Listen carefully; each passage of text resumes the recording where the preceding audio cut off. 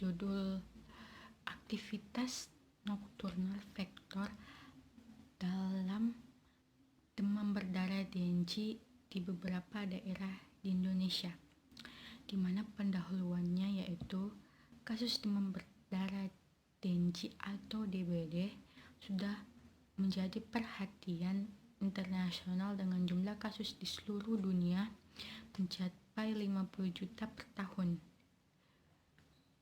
Penyakit DBD disebabkan oleh satu dari 4 bahan antigenik yang dikenal serotip 1-4 atau virus DNG 1, virus DNG 2, virus DNG 3, dan virus DNG 4. Dari genus Flavivirus, famili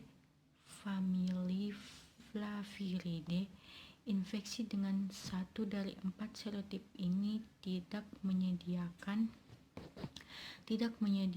kekebalan protektif silang, sehingga orang yang tinggal di daerah endemik dapat tertular oleh penyakit infeksi virus sepanjang waktu.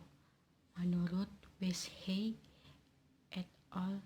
Tahun 1985. Penelitian ini adalah metode kuantitatif di mana dilakukan di wilayah pemukiman kampus IPB Dermaga Bogor, Pulau Pramuka, dan Pulau Pari, Balikpapan, dan Kayangan Lombok. Penangkapan nyamuk dilakukan dengan cara Care-Bear-Leg collection atau umpan badan orang dan resting collection atau nyamuk istirahat.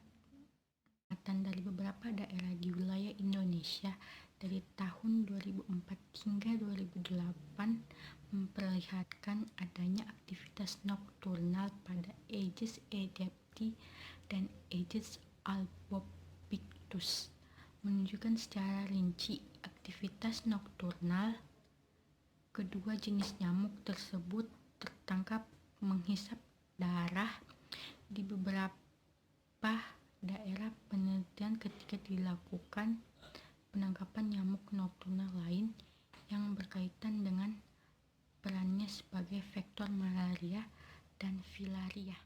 Selanjutnya yaitu pembahasan, di mana pembahasan ini menjelaskan bahwa Aedes aegypti dan Aedes albopictus ternyata dapat menghisap darah pada malam hari atau nokturnal.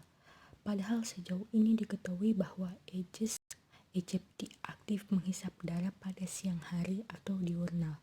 Sedangkan dua puncak gigitan yaitu pagi hari jam 8-9 pagi dan sore hari jam 4-5 sore. Menurut Christophers 1960, Hadi dan Kusharto 2006.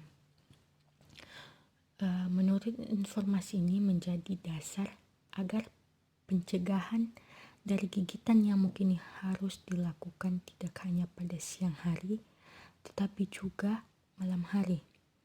Fenomena perubahan perilaku pada vektor demam berdarah ini tidak hanya dari temuan aktivitas nokturnal, tetapi juga terhadap perkembangbiakan larvanya.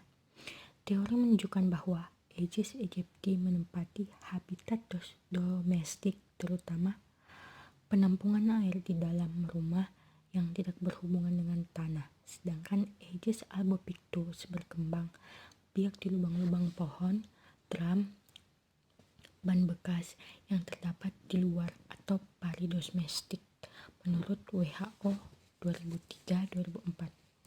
Hasil pengamatan ini, penelitian pendahulu Hadi et al. Menunjukkan adanya indikasi perubahan perilaku larva nyamuk Aedes aegypti, yaitu mampu berkembang biak pada wadah yang berisi campuran air dengan feses ayam, campuran air dengan feses sapi, dan campuran air dengan kedua jenis feses tersebut di laboratorium. Adanya perubahan perilaku perkembangbiakan nyamuk yang semula hanya media air yang jernih, ini kemudian diteliti mendalam pada tahun 2006. Hasilnya menunjukkan bahwa populasi dapat menjadi tempat perindukan dan perkembangbiakan nyamuk Aedes aegypti. Dan yang terakhir yaitu kesimpulan, di mana aktivitas Aedes aegypti dan Aedes albopictus menghisap darah pada malam hari atau nokturnal dari jam 7 sampai 5.50 pagi ditemukan di beberapa daerah di Indonesia yaitu Cikarang, Babakan, Cibanteng, Kabupaten Bogor pada tahun 2004, Cangkurauk, Dermaga Bogor 2005 dan 2007, Pulau Pramuka, Pulau Pari Kepulauan Seribu 2008, Gunung Bugis, Gunung Karang, Gunung Utara Balikpapan 2009, dan Kayangan Lombok Utara 2009. Hasil penelitian ini menunjukkan bahwa kedua jenis vektor tersebut tidak hanya aktif menghisap udara di siang hari, tetapi juga di malam hari. Sekian hasil paparan dari resume jurnal saya. Lebih dan kurangnya mohon dimaafkan. Wabillahi taufiq wal hidayah. Wassalamualaikum warahmatullahi wabarakatuh.